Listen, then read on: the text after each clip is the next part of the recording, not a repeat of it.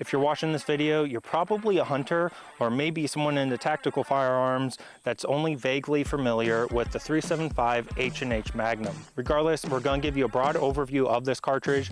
We're going to talk about this rifle, and then we're going to shoot some stuff Kentucky Ballistics style. The cartridge was developed in London by Holland & Holland in the year 1912, well over 100 years ago. It was going to compete with the already very popular 9.3 Mauser. Since 9.3 Mauser was a German cartridge, it really suffered after World War I.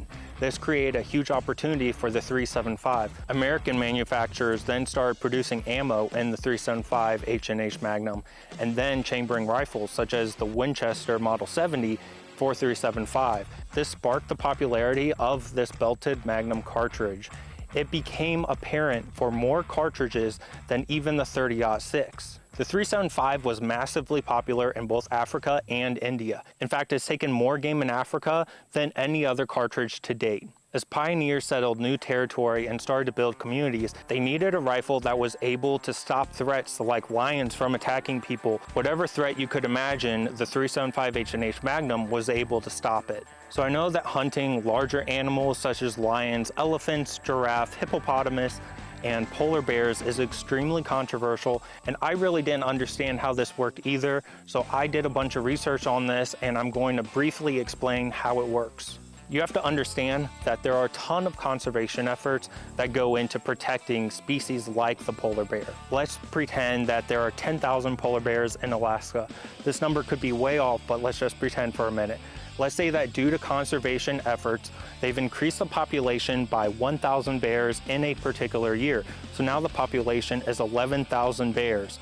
Now let's say that due to self-defense, maybe there's a polar bear in the highway and it started attacking someone's car and someone had to shoot that bear. Those are going to take away from the 11,000 bears. So now we can say that there are 995 polar bears more than there were in the previous year. Now conservation is going to look at that number and take about 10% of it. So it's going to be about 95 bears. That is what they're going to allow people to hunt in that particular year. Now there are hunters out there that are willing to pay multiple thousands of dollars to go on a polar bear hunt. They may or may not even actually kill a polar bear or even see one, but they are still paying that money to the conservation department. It's cycled back in to hire more resources and increasing that polar bear population even higher than the 10,995 bears that we mentioned previously. Now, poaching is obviously still highly illegal. You can't go out and kill an animal for its tusk or for its hide or things like that.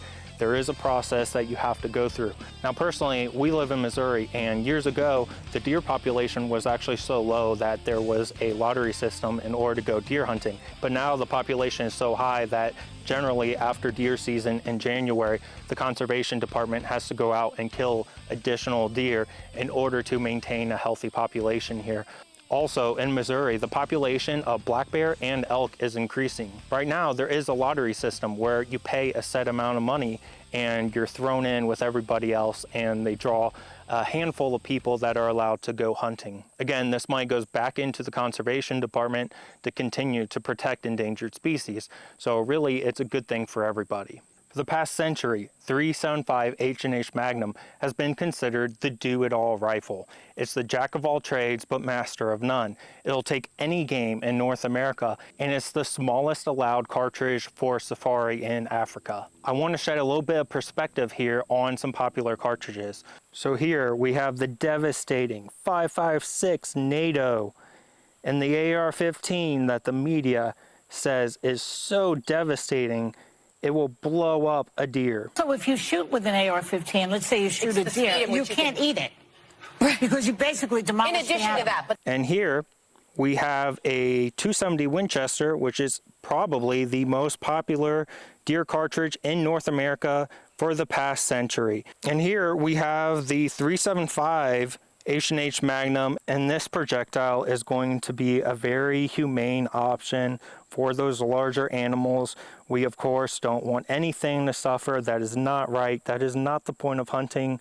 So this round's going to be very effective on those larger, tough skin animals. This is my Browning X-Bolt 375 H&H Magnum.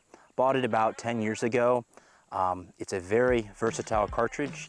You can load down to about 185 grain and shoot up to 360 grain bullets.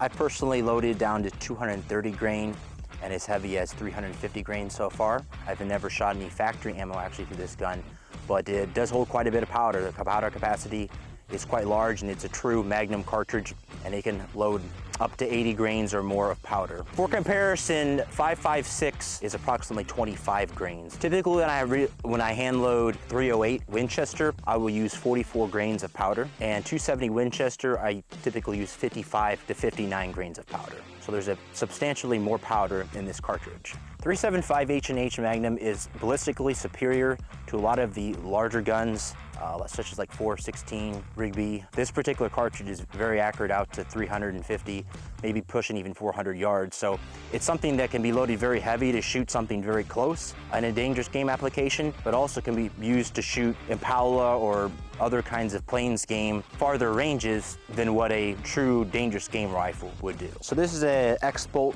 375 H&H Magnum, and it is the Hunter version. It's got the standard walnut with the satin finish.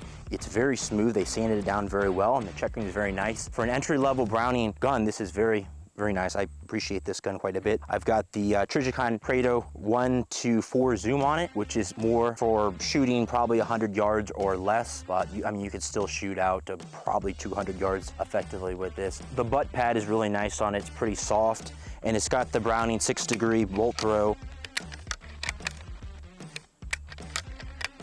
Factory feather light trigger, adjustable down to 3.5 pounds, and that's what I have it at.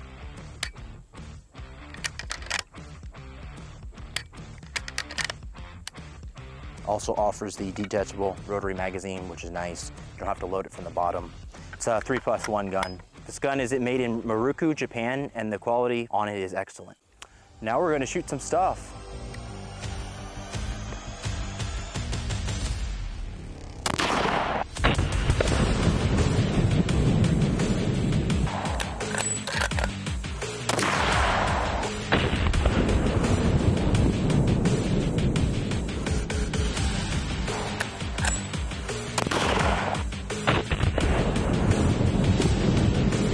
It's interesting because years ago when I first got this gun, I was kind of scared to shoot the thing.